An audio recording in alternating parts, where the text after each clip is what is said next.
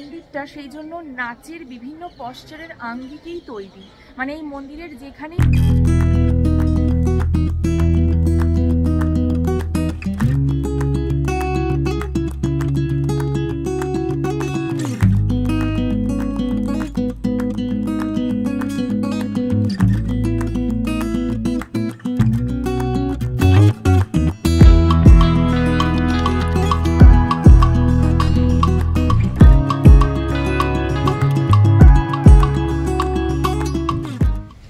Good morning. এখন বাজে সকাল 9টা আর আমরা এখন দাঁড়িয়ে আছি চিদাম্বরম বাস স্ট্যান্ডের ঠিক সামনে। তো ঝটপট দেখে নেওয়া যাক যে ব্যাঙ্গালোর থেকে আমরা চিদাম্বরম এলাম কি করে। এখন ঘড়িতে বাজে রাত্রি 9:02 আর আমরা জাস্ট স্টার্ট করলাম পিচাভারামের উদ্দেশ্যে ফ্রম ব্যাঙ্গালোর। পিচাভারামটা হয়তো অনেকেই জানো না, ওটা অ্যাকচুয়ালি একটা হিডেন প্লেস অফ পন্ডিচেরি। ব্যাঙ্গালোরের শান্তিনগর বাস স্ট্যান্ড থেকে আমাদের আজকে বাস ছাড়ার কথা রাত্রি 10টায়। তো আমরা ঠিকঠাক টাইমেই মোটামুটি পৌঁছে গেছি বাস স্ট্যান্ডে। আর আমরা যেহেতু বাড়ি থেকে ডিনার করেই বেরিয়েছি, তাই এখন আর বাইরে কিছু খাওয়ার ব্যাপার নেই। এটাই হচ্ছে আজকে আমাদের বাস, মানে এটা করেই আমরা এখন ব্যাঙ্গালোর থেকে যাব 378 কিলোমিটার দূরে পিচাভারামে। 10টা কিন্তু বেজেই গেছে, তো এক্ষুনি আমাদের বাস ছাড়বে। বিদিত উঠে যাক আগে বাসে, তারপর আমি বাসে উঠে বাসের ভেতরটা কিরকম সেটা দেখাবো। তো এই হচ্ছে আমাদের বাসের আজকে ভেতরটা। একদম লাস্ট মোমেন্টে টিকিট কেটেছি, তাই একদম শেষের সিটই পেয়েছি। এইটা হচ্ছে আমাদের সিট। ব্যাগ ফ্যাগ অলরেডি রেখে দিয়েছি। তো আপাতত এখন গুড নাইট, কাল আবার ভোরবেলায় ভিডিওটা অন করব। ভেরি গুড মর্নিং সকলকে। এখন বাজে সকাল 6:30। জাস্ট ঘুমটা ভাঙলো আর এত ভালো ঘুম হয়েছে না, মানে আউটলুক দেখে ভেবেছিলাম বাসটা খুব একটা হয়তো ভালো হবে না। ওই কথায় বলে না, পেহলে দর্শনধারী পিছে গুণ বিচারি। বাট ট্রাস্ট মি, বাসটা খুব ভালো ছিল, সেরকম জার্কিংও হয়নি আর রাস্তা অসাধারণ। বাই দ্য ওয়ে, বাইরেটা দেখে পুরো মনে হচ্ছে না যে ডুয়ার্সের জঙ্গলের ভেতর দিয়ে যাচ্ছি। আমার তো অ্যাটলিস্ট ওরকমই একটা ভাইব আসছে। তো এই জায়গাটার নাম হচ্ছে নেইভেলি। নেইভেলি এয়ারপোর্ট এখান থেকে খুব কাছে, আর এখান থেকে এখনো চিদাম্বরম বাস স্ট্যান্ড পৌঁছতে 1 ঘন্টা মতন লাগবে অ্যাকর্ডিং টু গুগল ম্যাপ। আচ্ছা, একটা কথা বলে রাখা ভালো, আমরা কিন্তু এখন তামিলনাড়ু রাজ্যে ঢুকে পড়েছি। হতে পারে পন্ডিচেরি আলাদা ইউনিয়ন টেরিটরি আর চিদাম্বরম পন্ডিচেরি সাইট সিন, বাট চিদাম্বরম কিন্তু ইটসেলফ তামিলনাড়ু রাজ্যে অবস্থিত। এখন বাজে 7:55। জাস্ট নামলাম চিদাম্বরম বাস স্ট্যান্ডে। সামনে কোনো একটা রেস্টুরেন্ট দেখে একটু ফ্রেশ হয়ে আমরা ব্রেকফাস্টটা সেরে নেব। বাস স্ট্যান্ডের একদম কাছে এটা পিওর ভেজ রেস্টুরেন্ট ছিল, তো ওখানে আমরা দুজনে একটু ফ্রেশ হয়ে নিয়েছি। বিদিত নিয়েছে ইডলি সাম্বার ভাড়া, আর আমিও অগত্যা ইডলি সাম্বার ভাড়াই নিয়েছি। যদিও আমার খুব একটা ফেভারিট নয়, তবে সাউথে এসেছি আর ইডলি ভাড়া খাবো না এইসব তো বললে চলবে না, এইসবই খেতে হবে। So good morning. এখন তো আমরা নেমে পড়েছি চিদাম্বরম, মানে যেটা পন্ডিচেরি থেকে মাত্র 70 কিলোমিটার দূরে। তো বলা যেতেই পারে ওয়েলকাম টু পন্ডিচেরি। তো সারা রাত একটা মোটামুটি সুন্দর জার্নি করে আমরা আজকে সকালে এখানে তো নেমেইছি। একটু আগে আমরা অল্প করে একটু ব্রেকফাস্ট, চা এগুলো খেয়ে নিয়েছি। তারপর আমরা এখানে মানে চিদাম্বরমে দুটো খুব ইম্পর্টেন্ট স্পট আছে, সেগুলো এখন বেরোবো দেখতে। তো ফার্স্ট যাব হচ্ছে নটরাজ টেম্পল, যেটা এখানকার খুব ইম্পর্টেন্ট একটা স্পট।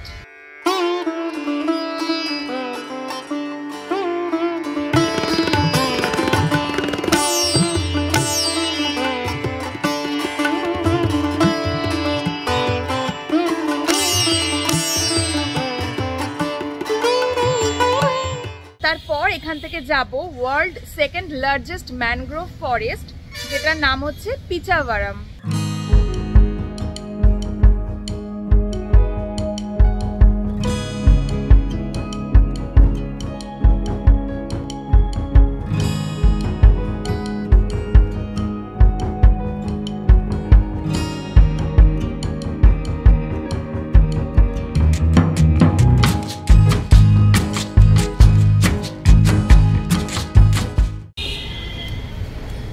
তো এই বাইকটা আমরা রেন্ট নিয়ে এলাম এইমাত্র। কিক স্টার্ট বাইক দিয়েছে, সেলফ স্টার্ট দেয়নি, এটা অসুবিধে। আর এই বাইকটা 3 দিন আমাদের সাথে থাকবে। এখান থেকে আমরা মহাবালিপুরম, পন্ডিচেরি আর পিচাভারাম, যেটা আজকেই হবে, সব এটার সাথেই ঘুরবো। আর তারপরে বাইকটা এখানে আবার সাবমিট করে আমরা বেরিয়ে যাবো রামেশ্বরম, কন্যাকুমারী আর মাদুরাইয়ের উদ্দেশ্যে। 4000 টাকা অ্যাডভান্স নিয়েছে, পার ডে 1000 টাকা করে, 4 দিনের জন্য 4000। আর পার ডে রেন্ট হচ্ছে 550। তো টোটাল 6,200 টাকা আমায় দিয়ে দিতে হয়েছে, এর মধ্যে 4,000 টাকা রিফান্ড করবে। আমার ভোটার কার্ড আর প্যান কার্ড জমা নিয়ে রেখেছে অরিজিনাল, আর আধার কার্ডের জেরক্স সেলফ অ্যাটেস্ট করিয়ে সেটাকেও জমা নিয়েছে। এই বাইকটা এখন বেশ 3 দিনের জন্য খুব ইম্পর্টেন্ট একটা পার্ট আমাদের। তাহলে এখন আমরা এখান থেকে স্ট্রেট যাচ্ছি 850 মিটার দূরে অবস্থিত থিল্লাই নটরাজ টেম্পল।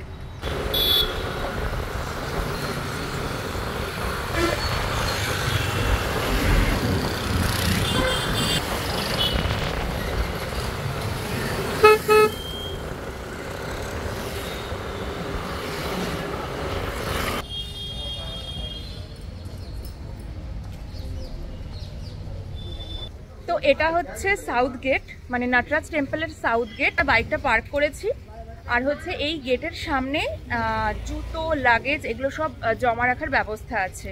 তো আমরা এখন এই সাউথ গেট দিয়ে এই মন্দিরে প্রবেশ করব।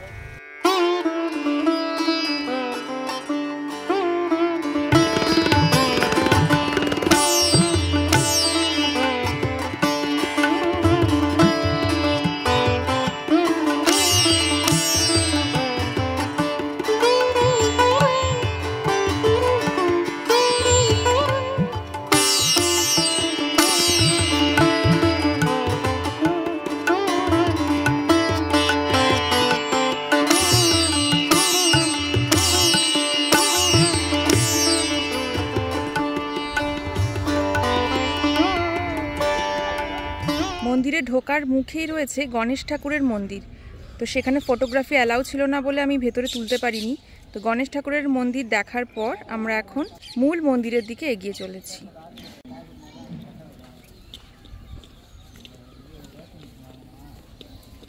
আমরা ঢুকেছিলাম ওই দিক দিয়ে, ওইদিকে হচ্ছে সাউথ গেট, আর হাঁটতে হাঁটতে চলে এসেছি ওয়েস্ট গেটের সামনে। এইটা হচ্ছে ওয়েস্ট গেট। এইরকম চারদিকে 4টে মেন গেট রয়েছে। তো এখন বাজে 9:53। আমাদের মন্দির দর্শন করা হয়ে গেছে। মন্দিরের ভেতরে ফটোগ্রাফি ভিডিওগ্রাফি কিছুই অ্যালাউড নয়, তাই ভেতরে একদমই তোলা যায়নি, বাইরে যেটুকু তুলতে পেরেছি। তো এই মন্দিরটা যেহেতু থিল্লাই নটরাজা টেম্পল, মানে নটরাজ হচ্ছেন ক্লাসিক্যাল ডান্স বা ভারতনাট্যম বলা ভালো, আর তার সৃষ্টিকর্তা। তো এই মন্দিরটা সেই জন্য নাচের বিভিন্ন পশ্চারের আঙ্গিকেই তৈরি। মানে এই মন্দিরের যেখানেই দেখছি না কেন সেখানেই ভারতনাট্যমের বিভিন্ন রকম পশ্চার কার্ভিংস করা রয়েছে, যেটা বেশ ইন্টারেস্টিং। এখানে আরেকটা বিশেষত্ব হচ্ছে এখানে যত পূজারী রয়েছেন তাদের এই পোর্শনটা আবার এই পোর্শনটা কামানো, দেখতে বেশ ভয় লাগে। আর শবরীমালা টেম্পলের যারা ভক্ত, আইয়াপ্পা বলে তাদের, তো তাদের ভিড় আছে এখানে। তারা আবার কালো রঙের একটা কাপড় সারা গায়ে জড়িয়ে ধুতি টাইপের, খালি গায়ে কোমরের তলা থেকে জড়িয়ে ঘুরে বেড়ায়। মূল মন্দিরের গর্ভগৃহে প্রবেশ করার জন্য 200 টাকা টিকিট লাগে। আর এই মন্দিরের বিশেষত্ব হচ্ছে এটা একটা প্রাইভেট প্রপার্টি, এখানে গভর্নমেন্ট ফান্ডিং কিছু আসে না। এরা বিশ্বাস করেন যে কৈলাস থেকে স্বয়ং শিব 3000 প্রিস্ট বা সন্ন্যাসী পরিবেষ্টিত হয়ে এখানে এসেছিলেন বহু যুগ আগে, এবং শিবকে স্বয়ংভূ বলা হয়ে থাকে। এবং এখানে মনে করা হয় যে এখানে শিবের সৃষ্টি হয়েছিল। মাইথোলজিক্যাল ইনফ্লুয়েন্সের দিক থেকে মন্দিরটা কিন্তু সিগনিফিকেন্ট। আর এখানকার প্রত্যেকটা মানে থামের যে কারুকার্য অসাধারণ। ছবি তোলা যায়নি বলে তাই দেখাতে পারলাম না, কিন্তু দেখে নিজের চোখের শান্তি হবে। হ্যাঁ, ভেতরটা দেখে প্যালেসের মতো লাগে। সিমিলার আর্কিটেকচার দেখা যায় মীনাক্ষী টেম্পল। হ্যাঁ, মাদুরাইতে যে মীনাক্ষী টেম্পল, এরপর আমরা যাব। দুদিক থেকে এরকম যেরকম বড় বড় প্যালেসের মন্দিরের মতো করা থাকে, তার ভেতর দিয়ে হেঁটে যাওয়া। উপর থেকে বিভিন্ন স্টাইলিশ বিভিন্ন রঙের কাঁচের আলোকদানি ঝুলছে। তো সব মিলিয়ে জিনিসটা খুব ওয়ার্থ ওয়াচিং। আর মন্দিরটা খুব পরিষ্কার পরিচ্ছন্ন, সব থেকে বড় কথা, যেটা অনেক মন্দিরেই মিস করি আমি। আসার জন্য খুব ভালো জায়গা, না এলে মিস করতাম। তো এখানে আসতে গেলে হাতে 1-1.5 ঘন্টা সময় নিয়েই আসতে হবে, এটা ফার্স্ট।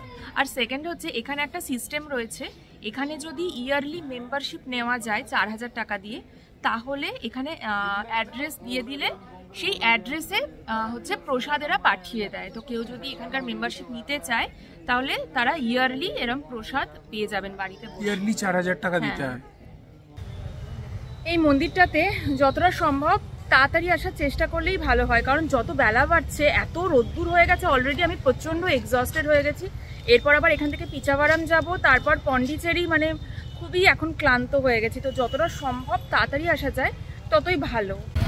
প্রথমত তামিলনাড়ু ভারতের প্রথম 5টা ধনী রাজ্যের মধ্যে একটা, মানে পার ক্যাপিটা ইনকামের ভিত্তিতে, মানে তামিলনাড়ুর প্রত্যেক মানুষের হাতে যে গড় আয় সেটা ভারতের মধ্যে প্রথম 5টা রাজ্যের মধ্যে পড়ে। কর্ণাটক, কেরালা, তামিলনাড়ু, এই 5টার মধ্যে 3টে সাউথ ইন্ডিয়ান রাজ্য। কর্ণাটকে আমরা এত জায়গায় গেছি, ভিক্ষাবৃত্তির উৎপাত দেখিনি, এখানে প্রচণ্ড ভিক্ষাবৃত্তি। তো এটা একটা মানসিকতা, খারাপ লেগেছে এখানে দেখে, আমি এক্সপেক্ট করিনি। আচ্ছা, এটা 1 নম্বর। 2 নম্বর হচ্ছে যে এখান থেকে আমরা এবার যাবো পিচাভারামে ম্যানগ্রোভে বোটিং করতে। এখান থেকে দূরত্ব 15 কিলোমিটার, এখন বাজে সকাল 10টা 15। 3 দিন পর আমরা আবার এখানেই ফিরে আসবো, ওই বাইক ফেরত দেবো এবং এখান থেকে আমরা যাব রামেশ্বরম। আমাদের ট্রেনে টিকিট বুকিং আছে এবং ওয়েটিং লিস্ট কত এখনো? 25-26 তো কনফার্ম হবে না। তো আমরা অনলাইন যে বাস দেখেছি সেই বাসেও ঠিকঠাক টাইমিং নয়, রাত্রির 1টা এরকম। তো অনেক জায়গায় আমি দেখেছি অনলাইনে বাসের টাইমিং ঠিকঠাক দেওয়া থাকে না বা সব বাস কভার করা থাকে না। তো আমরা যেহেতু এখানেই দাঁড়িয়ে আছি, ভাবলাম যে এখানকার বাস স্ট্যান্ডে মানে বাস অফিসে একবার কথা বলে যাই, যদি কোনো লোকাল বাস থেকে থাকে সেটা খবর নিতেই আসা এখানে।